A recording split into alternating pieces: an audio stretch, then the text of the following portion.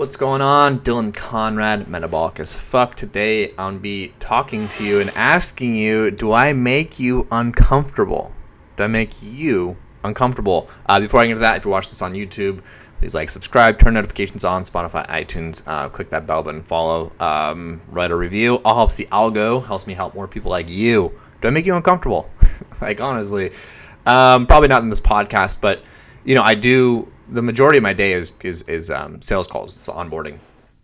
And at the end of those, I ask the client to commit. I ask the prospect to commit, make a decision. And I put them on the spot. And obviously, look, I am in personal development. This is like my goal. And I know that when I do, that elicits a fight or flight response, and I do this on purpose.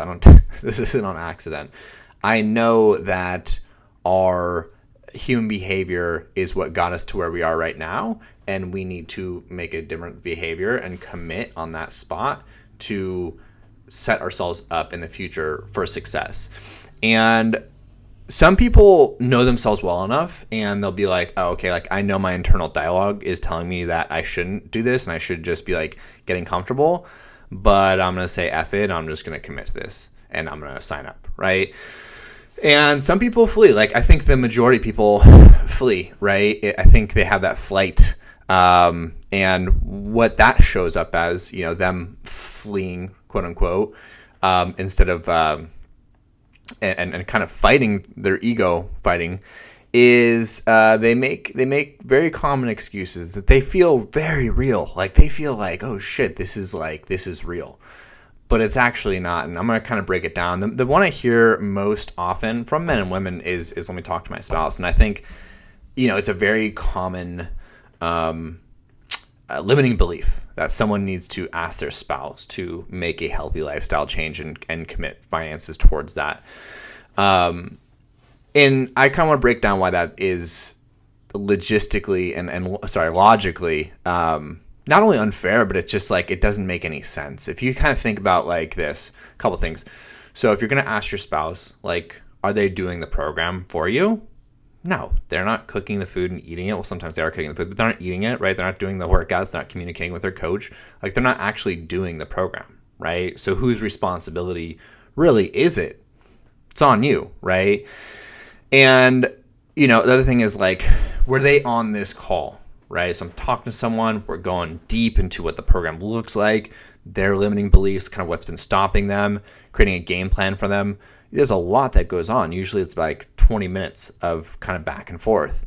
And if I'm taking someone who wasn't on this call and then I'm asking them to make a decision for me or help me with a decision, that's pretty unfair. They're coming in with limited information and they're trying to make a decision and for us, or with us, which is very, it makes no sense because they're coming in with limited understanding and they have no idea what it is. And if you try to explain, something in 20 minutes, especially to your spouse, now, if they're the opposite gender, they're going to hear things very differently than what you hear, right? They're going to receive information very differently than you receive information.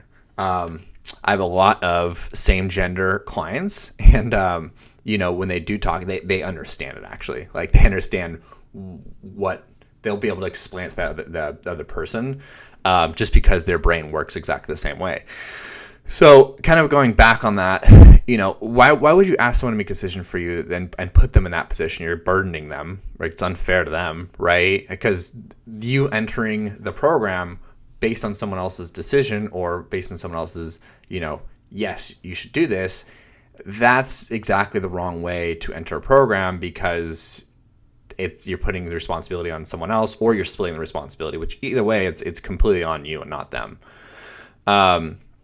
Now I understand finances, right? Obviously, sometimes we have spending limits or we have rules in our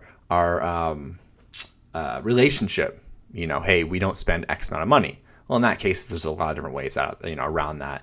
You can still commit, but give them the respect that they asked for, right? The other thing is, like, discomfort on calls. Like, it's actually a good thing because, the program making, not even just this program, but if you're trying to make any lifestyle change, whether it's nutrition or training, it's uncomfortable, right? It's very uncomfortable making any changes, which is good. That's where all really anything exciting, any good change in our life happens outside of our comfort zone, right?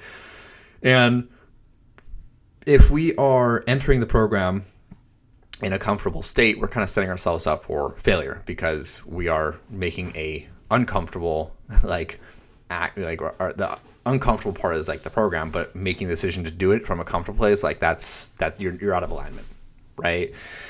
And I do believe that success breeds comfort. And this was really interesting to me when I first entered, the personal training field, because I came back and started training at Equinox and, very, very, and I'm in Los Angeles and very, very financially successful people, like a lot, right?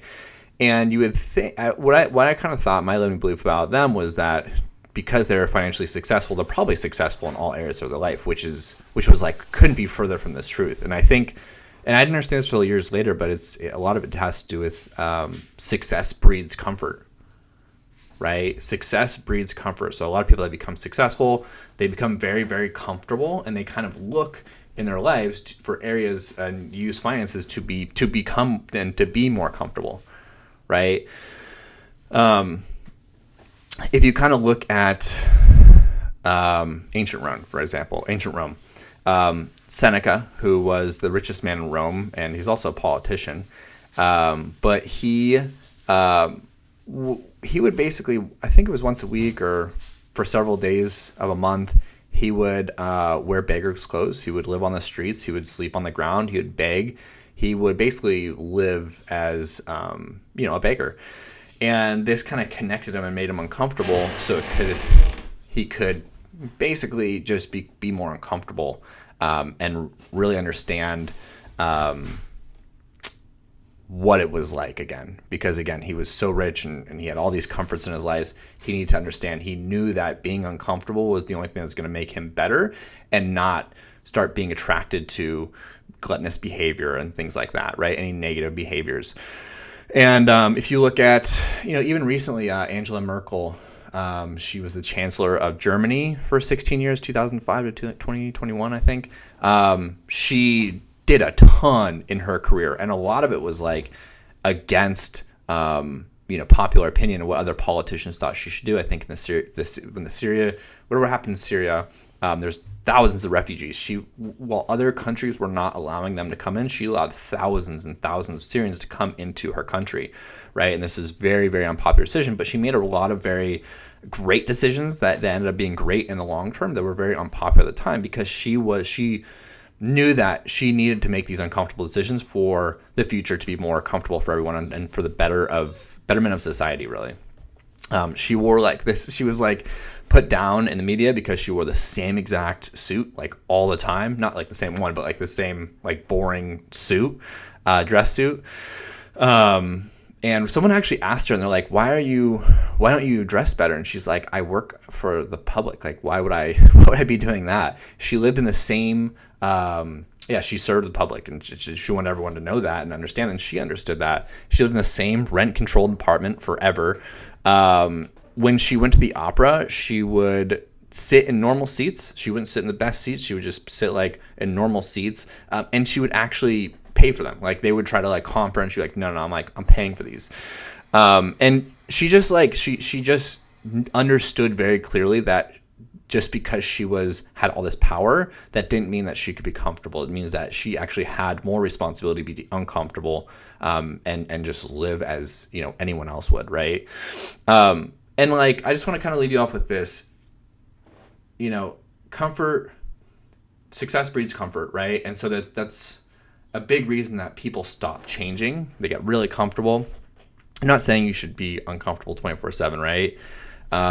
But making a nutrition and training adjustment in your life and becoming healthier, it's an uncomfortable thing, right? If it wasn't uncomfortable, everyone would do it, right? So it's really up to us to make these uncomfortable decisions, and just understanding that we are bettering ourselves for that.